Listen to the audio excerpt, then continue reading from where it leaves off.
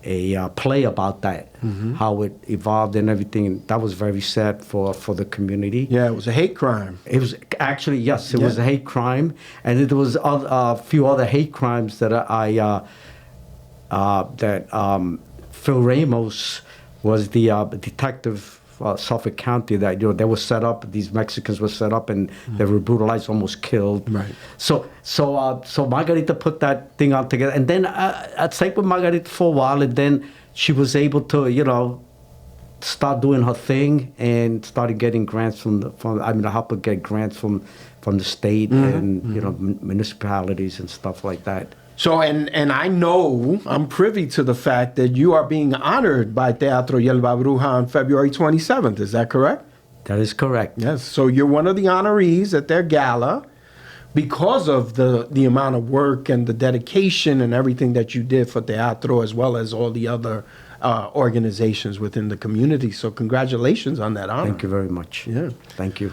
So Candido, were you also involved in the community as you were growing up in your younger, adult years? Unfortunately, I can't say yes. Right. But the one thing that I did was that I always served people. Okay. And, started off working in Pilgrim. Right. And up to this day, when I walk these streets, all over, I always had somebody come up to me and thanking me Right. for going out of my way. It was my job, but they would say I used to go the extra line. Right.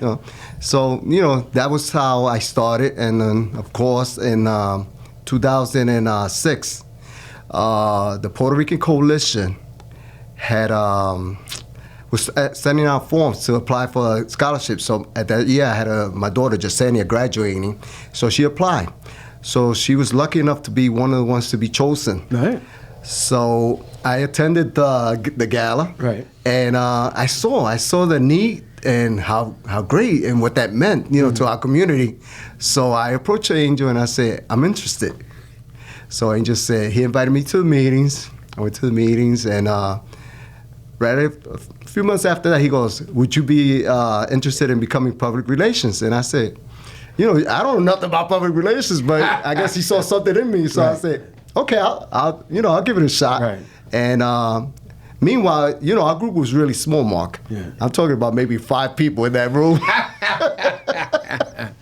A lot bigger now. And, and most of them weren't there from the beginning. The good thing is that Angel was the founder, and he didn't want to let it go. Right. So we were like, I said, okay, I'll take part of it. So I stood with them. We grew. I started, running my mouth, bringing people in, telling them what we were about, and it's gotten better, and then down the road, of course, Angel approached me again. He goes, I'm getting old. I want to pass the baton to you. So at that time, I was actually having problems because my wife was sick. Okay.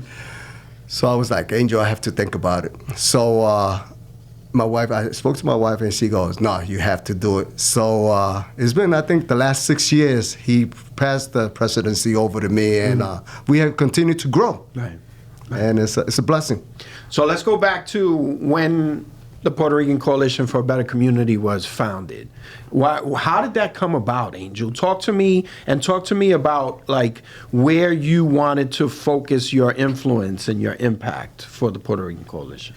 Okay, so I had after I left the New York City Transit, I started my own business, like I said before. But in Brentwood, I don't know if you recall Monty Montano, Rick Montano. He's a lawyer, okay, just like you, and his father was they used to call him Monty, Okay. So anyway. So he knew that I was working in Wanties. You're in the wrong place. You need to come to Brentwood, right. CI. And he had a in Central Islip. He was a real estate guy, and he had a nice office, with a lot of cubies. Look, you could just come for free, and just do it, just stay here and help the community, whatever you can do. So I did that. That was a great offer, and I did it. He had some issues with the with the IRS. So I went and took care of everything. I guess that's one of the reasons he wanted me to come. He had a purpose in mind. No, but he had a big heart. Right. Besides that, so I took care of that. And then I after I did that, I met his son, and then I met his other son, who's living in the Bronx, and I think he's a judge now in the Bronx. So then I said, I had a fantastic business, and Candido was my client, believe it or not. I mean, it's like, wow. I don't know. It was like meant to be. It was meant to be. So Candido was my client for many, many years, and he brought in a lot of people. He sent all his people, his family, and all that. We didn't have no Puerto Rican coalition there, but then my business was thriving and doing very well. I said, I got to do something for this community. I said, and I'm always been big in education. Mm-hmm. I've always been big in education. And I didn't have the opportunity before, but this was an opportunity now because the business was doing well. And I said, so I did the 501c3 like I did for everyone. And then I started the Puerto Rican Coalition in 2003. So who were the founding members back then? At that time, it was me. Obviously, it was Titi Kang. I don't know if you guys met her. Not familiar. And Juan Tirado. Okay. And it was a few other, this guy, we're going back like 20-something years. Was Angel Paniagua also? Yes. Angel Paniagua. Right. And then this gentleman, but what happened was, but Angel Paniagua wasn't there when I started. What happened was that they all moved to Florida, and Titi Cam passed away, mm-hmm. and Juan Tirado passed away, and the rest of them, some of them most of them went to Florida. So I stayed by myself. So what am I going to do? Right. I can't. I spent too much time, and mission not accomplished. Right. Right. I haven't even started this thing. So I decided to approach Angel Paniagua and Rosa Aquiles. Okay. So they said sure. They came on board, and then a couple of years we were together, and then we gave the scholarships. I met Candido. I met Candido. Candido came, and even Candido came, and he brought a lot of people, man. Right. He had 4 or 5 tables. So, yeah. So we were giving out the scholarships. His daughter applied. Yes, sir. And she got the scholarship because we always had. I read the resumes and all the stuff that they did right. In school and all the letters that they got from their teachers and stuff. So she got it, and then another gentleman got it. I don't recall the name. So you were founded in 2003. You started the actual scholarship distributions in 2006, right? That's when Yessie got. She was one of the first. Mm-hmm. Right? Yes, correct. And then at that point, how many scholarships were you giving that first year and those first few years, and to what towns? We were giving scholarships to two, and then it grew to 3. Okay. But I had just to mention this because I had a very good friend. His name was Xavier Morales, mm-hmm. and he was he was a professor at Hofstra University and also in the Bronx, mm-hmm. Hofstra's College in the Bronx, okay. and everything. So I met him, and we used to play paddleball together. Unfortunately, he passed out of heart attack, and he passed. So I dedicated the scholarship to him, Xavier Morales, and his name, and we started giving 2, and then it grew to 3. And so when you gave 2, what towns or what hamlets did you give the scholarships in? I think it was Brentwood, and where else, or were both in Brentwood? I think it was, but they both were in Brentwood. Okay, okay. Mm-hmm. At what point did you expand to the different towns or hamlets that you're in now? So what happened was that I since I met Candido, and we I asked him, like he said, great guy, and I said, can you be the public relations officer, and he came on board, and with his help, and he knew a lot of people, we brought him, so we were able to expand to Central Islip and Bayshore, but the first one, was Hempstead, because Xavier Morales was from Hempstead. Oh, okay. So No, we gave Hempstead. No, it was Brentwood, and then we gave one to Hempstead. Right. Then we expanded to Hempstead and CI with Candido's help. Right. Yeah. So right now, Candido, how many different towns are we representing with scholarships? We are representing 5 towns. And which ones are they? We have Brentwood, CI, Bayshore, Hempstead, and Wyandash. Okay. So you have those 5 towns, and you're thinking about expansion, because I know that that's something that you are focused on, right? Yes. So as we grow, right, I want to bring that up to the board members. You know, it's something that's always decided upon in the group. You know, because you can't. The group makes the decisions. Right. But yes, we do want to expand at least 2 more schools this year. Okay. How many scholarships have you given in total over the years? Since 2003, that makes it 22 years running? Okay. So the question that I remember you made, Angel, how many? So every year has been different, but up to this day, we are up to 101. Okay. So that's $101,000. $1,000 a child. Right, right. So over $100,000 in scholarships to over 100 scholarship recipients. And the good thing about this scholarship fund is you just have to go to school in the district, right, that you're giving to, but it can be it doesn't have to be someone who's of Puerto Rican descent, correct? Correct. This scholarship is open to anyone. Anyone that's graduating from high school, from the 5 high schools that we're covering right now, and it's going on to college. Okay. You don't have to be Puerto Rican. It says it in the form. So, you know.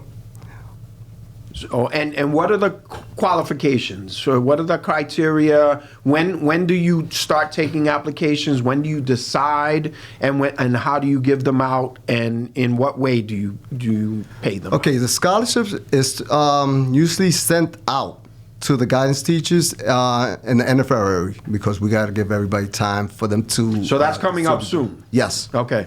We distribute them to the guidance teacher. They give them out to the kids, because by then, you know, kids are applying for different schools, you know? Right. So the qualifications are they have to have letters of recommendations. They have to have a 3.0 average. What's that? A B minus, right? Is that A B. right? Yeah. A B. Yeah. Letters. Let me see what else. You have to they have to know what college they're going to by then. Okay. They have some kind of commitment for sure. Right. And then they have to show that they're enrolled, and you can only give them the money once they actually attend, correct? Well, the money is actually sent straight to the financial department of that university they're going to. Okay. All right. And it's open to anyone, and the deadline of the applications is typically around when? Okay, so we usually have a Mother's Day dance, right? Right. That during that time is when we also provide the scholarships, you know, to the kids that have applied and have won them. So it's usually May 10th, so about 3 weeks before that. Right. Because these scholarships are actually sent to someone that doesn't know too much about Long Island. She lives in Manhattan. She reads them. She has a big heart, this lady. Her name is Doris. Yes. And she picks the person that deserves the scholarship, you know? So this is someone who is unbiased, who doesn't have a connection to Long Island, who can objectively decide who are the best candidates for each school district, and then those are submitted to you and the board, and those are typically approved, and then you give the scholarships out for the Mother's Day event. Correct. So talk to us about a little bit about the Mother's Day event. How did that come about, and why did you start a Mother's Day event, Angel? Okay, can I go back a little bit? Sure. 'Cause, I just want to go back that as I got a little bit older, and then I a little bit more responsibility. So I asked Candido if he passed the torch, because it's not about me. Right. It's not about me. It's not about status. It's not about having anything. It's just about the community. So I just passed the torch to he just he just made it grow, and he asked me, well, you got to stay, Angel. I said, because I wanted I just wanted to. You wanted to retire? Yeah, I wanted to retire. That's not acceptable. Come on. Well, it wasn't acceptable to Candido. Right. So he said, no, you got to stay. You got to stay. So I said, okay. But, so we stayed together. So I always, the Mother's Day event came because when we had the coalition, we always thought about having an event. But that was so big to me in my head. I said, how can we get this done? You know, how can we ever have an event? You know, with the members that before they even left to Florida and did what everybody had to do, you know, we had talked about that. But I said, you know, that was a big thing for me. I said, how am I going to get this done? So then when Candido came on board, I mean, you know, that really, you know, made it big. I mean, we started doing little things, you know, it was small, but then he came on board, he knew a lot of people, so then it just became big. And you know, because mothers need, without mothers, none of us would be here. Right. You know, and the mothers were always, you know, I had my mom live with me for 15 years, you know, thank God. And I said, you know, I would do the scholarship. I'm going to give a scholarship in her name and, you know, donate some money. So with Candido's help and everything, we got it done, you know. And we've been doing that now for, you know. So how many years has the Mother's Day event gone on now? 22? 20? No. So it started 2006, so you figure... Oh, so the Mother's Day event was right there. That was the first one, right 2006. Yeah. So Okay. Correct. 2006 to present time. Right. Yeah. Right. Awesome. Right. So you're able to celebrate mothers. You're able to celebrate our youth with scholarship, right? And that has become an event. It's typically the Saturday right before Mother's Day. Correct. Okay. All right. And you've had bands there, salsa bands, and all kinds of different DJs, DJ Blazin, and many, you know, high-end DJs come. And you've had photo booths and all kinds of really great things happening at these celebratory events to celebrate our youth, to celebrate our mothers, who both deserve it so much. Yes. Talk to me a little bit about all of the other events that the Puerto Rican Coalition has on its calendar on a yearly basis. Well, besides that event, right, we also have one of my favorites going on right now, the Three Kings. Right. We do the Three Kings. That's been going on for 22 years. Oh, wow, that long. I didn't know that. And I think out of the 22 years, we must have just done one in CI. The rest have always been in Brentwood, the heart of Brentwood, right in the middle, at Knights of Columbus. It's always been there. So then the other events that we do is we do the parrandas. We always partner up with other organizations that access, and we've been doing that one now for like 7 years or 8 with Dorothy Santana and Latina Moms. That's another great event because it brings not only the neighborhood, the different neighborhoods together, but culture and the young children. Right. You know, they get to learn the traditions. This is what we're trying to do. It's all about the kids, Mark. Right. So we try to give these kids opportunity to see what we learned as we were growing up. Right. We also do events with La Legislator, the Easter. We do the toy drive that he does. Anybody that accesses, we try to partner up or help in any which way we can. Right. You know, so and you always say presente at the Puerto Rican Hispanic Parade, right? You always have one of the largest groups and the largest flag in the entire parade. Yes, we have to represent. We're always there. Right, but as you mentioned earlier, it's not just a group of Puerto Ricanos. It's not just Boricuas, right? It's people from all backgrounds, from all ethnicities. Yes. To be a member, you know, we have certain guidelines, right? To be on the board, you have to be at least half Puerto Rican, right? Okay. But members, you could be any member. Right. We have members from Ecuador. Mm-hmm. We have members, I think, from El Salvador. But it's open. It's open. I find that the more we have, when you work together, it just makes it so much better. Right. You know, who knows? Down the road, things are done to change. Right. You know, you can change things. Right. So, but that's why it's named Puerto Rican Coalition. Right. We work all together. Right. But that's who founded this organization. Puerto Ricans, correct. So, as a result, you're honoring the pioneers who put it together, like Angel, right? And you're honoring the heritage. Now, the Hispanic culture is so beautiful, right? It's so vibrant. It's just a blessing as part of the American culture. And so you celebrating things like Three Kings Day, El Día de los Reyes, you celebrating las parrandas that go on in Puerto Rico, right? Allows our culture here in America to understand things from a different perspective, right? In Latin America, many people celebrate El Día de los Reyes. So it's something that we can incorporate into the American culture. And have you found it to be received well by all of the communities around? Yes, especially the parrandas. You know, we have touched neighborhoods that don't really know what a parranda is. But the person that opens up the house to us, their neighbors want to know what's going on. So they come over and they join us. Not only we got good food, the good drink, the coquito that everybody wants. Right. So yeah, we accept it, and they learn our culture at the same time. Okay. And the Three Kings, since you've been doing the Three Kings, what other areas besides Brentwood have you touched in the Three Kings kind of celebrations? Before I answer the question, I just want to go back a little bit. That besides, I mean, we do all of that Candido and you have mentioned, but we also have, like when they had the Hurricane Maria in Puerto Rico, and they had, before they had another hurricane, we always was there. We sent supplies there. As a matter of fact, Candido went to Puerto Rico to help. He was there physically present to help with the people that got hurt from Maria. We also did, I think, Haiti, right? Haiti. Yes. Right. We also gave supplies and food and whatever resources we can give to Haiti.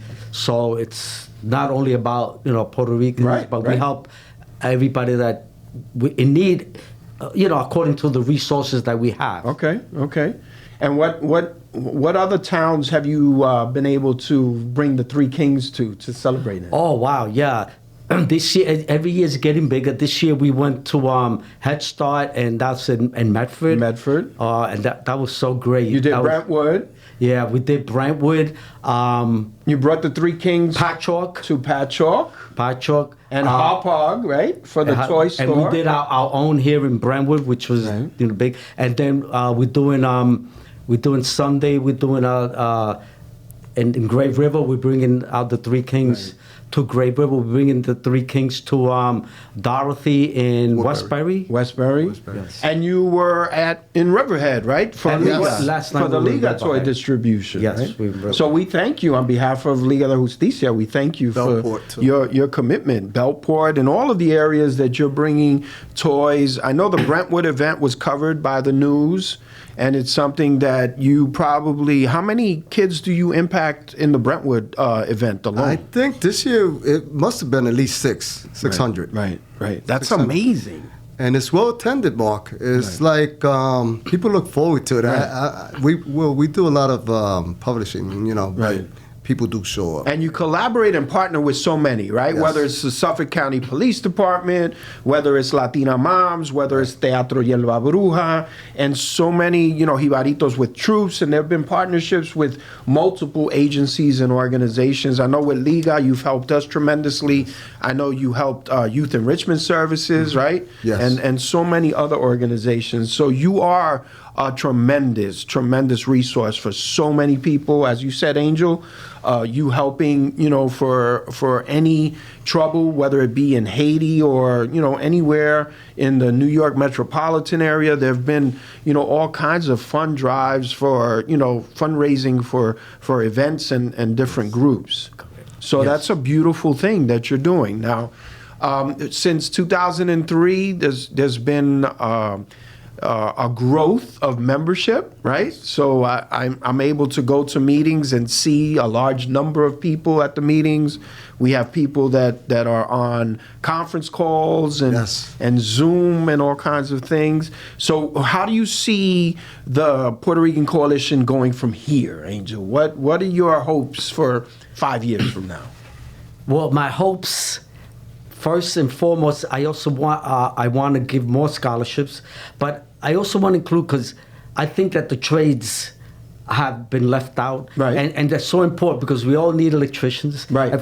For our homes, because we all need plumbers, we need steel workers, we need carpenters, we need all these trades, and I would like to expand it academically as well as give monies to help the trade school. For trade school, because they need tools. These tools are very expensive. Right. I would like to help them as well, because not everybody wants to go to college, because I have my son. He graduated from Hofstra University.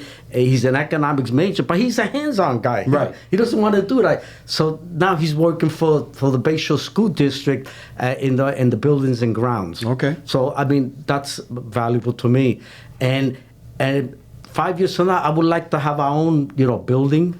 If we get the resources, like have a nice little building that we can, have our meetings, have our things that we could do, and provide support. More for support, and more outgrowth to the community, Okay. and more, more Outreach. outreach. Yeah, Correct. absolutely. Uh-huh. So you're looking to expand in that way.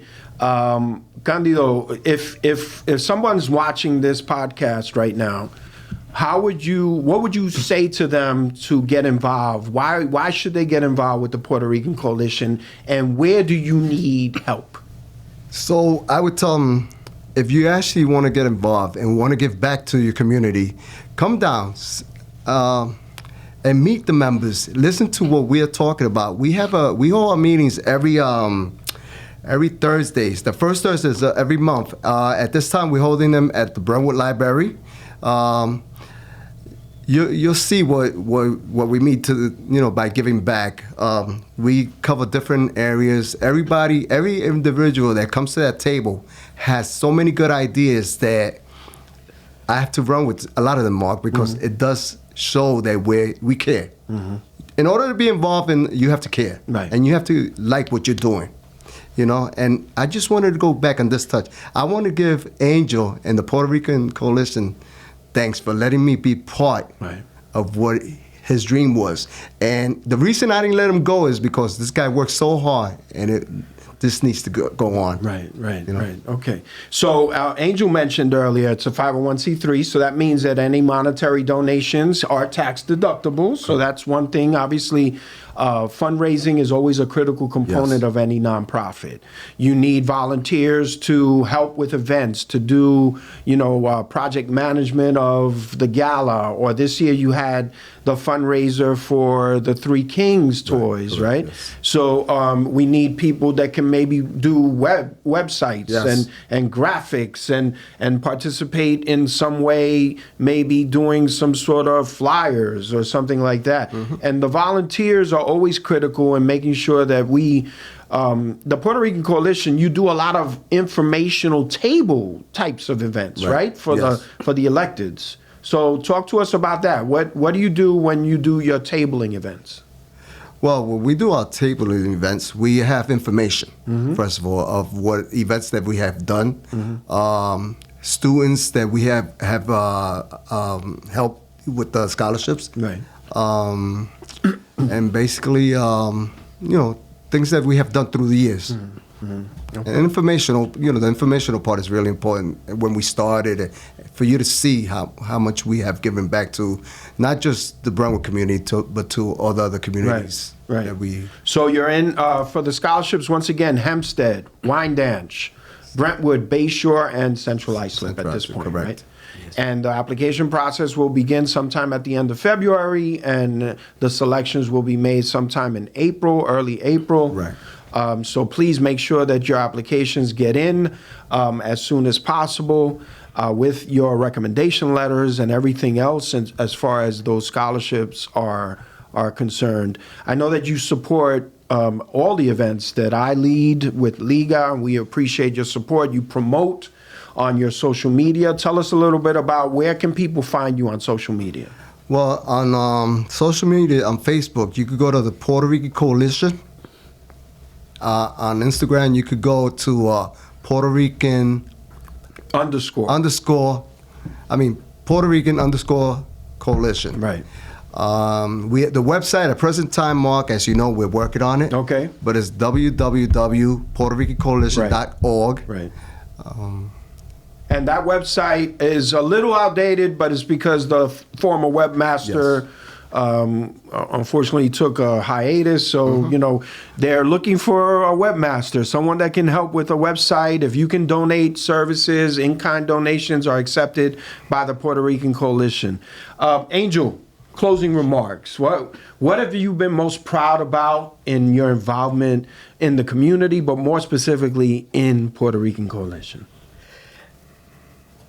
I just looking where we're at right now, it just gives me such great pride and joy that we're given so many scholarships that even if we make just a little difference in our community, it goes a long way. And I just feel so proud that we have Candido on board. He's a big heart, because in order to do this, because we're all volunteers, we don't get paid, we're not looking for anything. We're just doing this because we got big hearts, and thanks to Candido, he's great.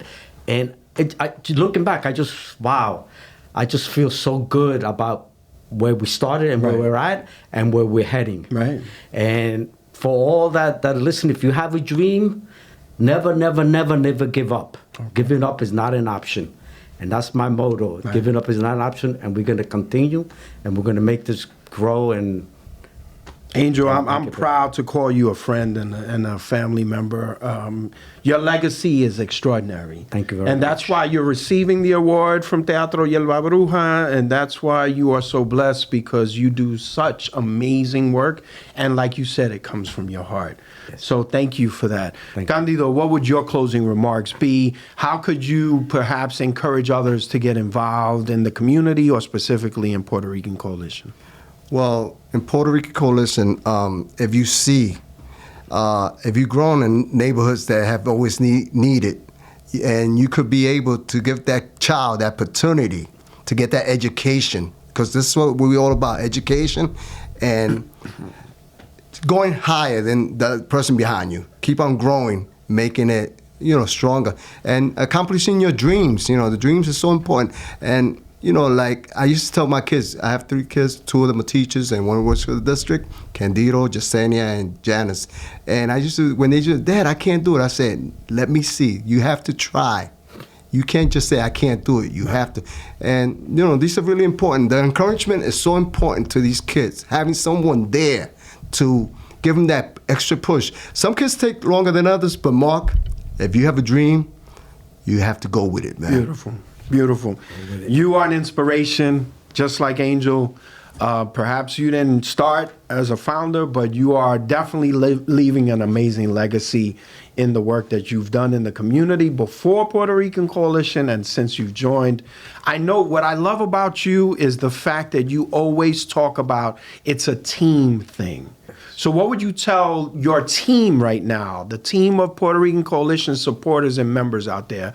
What would you say to them? I say, I am blessed. I am blessed to have all you guys on board, because each one of you brings something special to this organization. Right. And it wouldn't be all these accomplishments that we have done without you. Right. And if you're hearing it right now and you want to join us, look us up, come to the meetings, and you will find out what I mean. Right. Beautiful.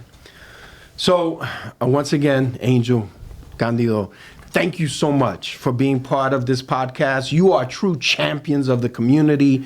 You're champions in the Puerto Rican Coalition, and you're champions in this amazing country that we live in. You are part of our chosen family, and we are proud to call you members of our family, and we will continue to support you in every way we can. So on behalf of Liga de Justicia Abogados, on behalf of the Liga de Justicia Foundation, I can tell you that we will forever have your back, and we appreciate you, and we will move forward arm in arm together to make a difference, just like you always have.